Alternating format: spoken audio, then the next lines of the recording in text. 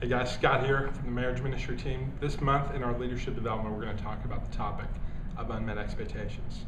And so whether you lead in foundation group or re-engage or premarital ministry, we know that you are leading couples who are frustrated and disappointed because expectations haven't been met. And so we are going to talk about how do you lead couples when expectations have not been met. So first thing we need to talk about is, well, what are expectations? And so the way we would define it is that expectations are the beliefs that we have about how things ought to be or should be in relationships and marriage. And so we have expectations about just everything in life, whether it's work and money, finances, sex, in-laws, kids. We know that we have expectations about everything.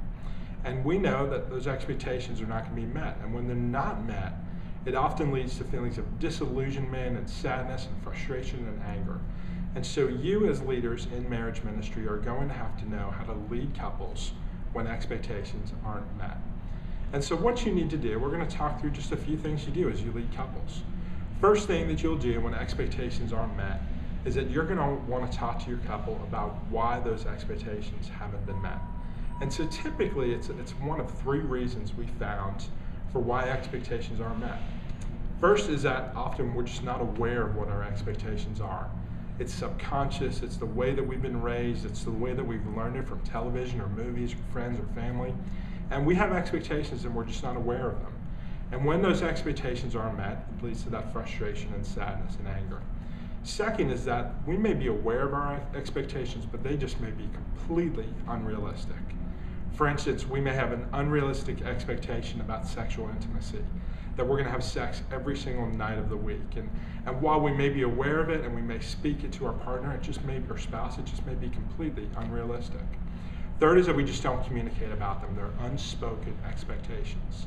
And so we're aware of them, they're realistic, but we just haven't communicated them to our spouse. And so when they're not met, we get frustrated, we get angry, because we just haven't communicated them to one another.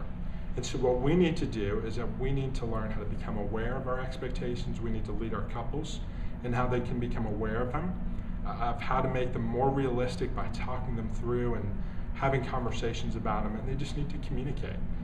Feedback we've gotten is that the best way to deal with unmet expectations is to communicate. And so your role as a leader when your couples have unmet expectations is to help them become more aware, to communicate them, and to become more reasonable in the expectations they have for one another. The second thing we need to do is that we just need to remind our couples that we are two sinners coming together in relationship. And so whether you're dating, whether you've been married for a minute, or whether you've been married for 50 years, we are two sinners that are coming together in a relationship. We're selfish, we have expectations, we have our drive, we have our world the way that we think it ought to be and should be. And so the chances are 100% that two sinners, when they come together, are going to be frustrated with one another. And so our role in that is to remind them, hey, don't hit the eject button. If you're dating and you're not on the same page, it may mean that they need to break up. It may also mean that they need to just sit down and talk through it. If you're married, we know that doesn't mean you hit the eject button. You just need to work through those differences.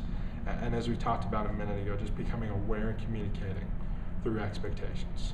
The third thing we would suggest that you do is that often couples that we lead, we need to just lead them through this process of confessing and apologizing, seeking forgiveness with one another. And so really this works out in two ways. Oftentimes we hold very unrealistic expectations over one another. We hold this standard that is unattainable. And so sometimes we need to lead our couples just to apologize to one another, ask for forgiveness for having unrealistic, ridiculously high expectations.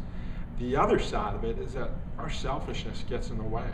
And there are times when we know what the expectation is, but we just choose to be selfish.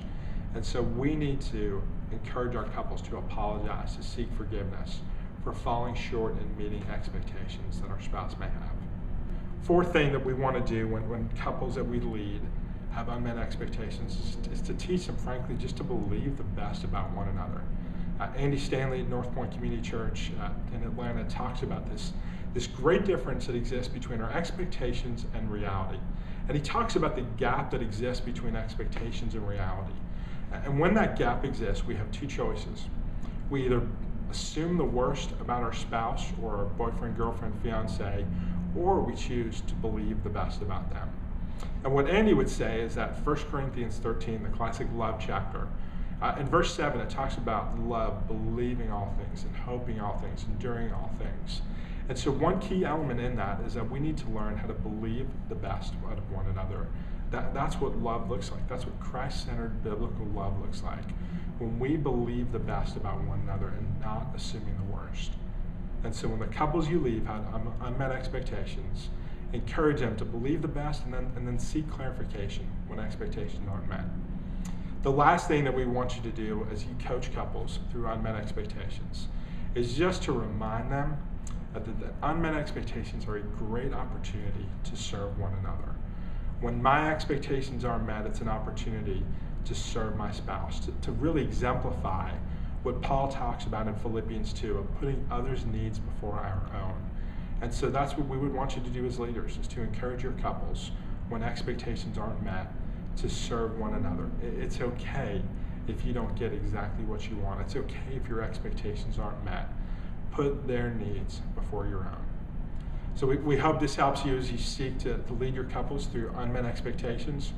We're grateful for you. Thanks for serving with us.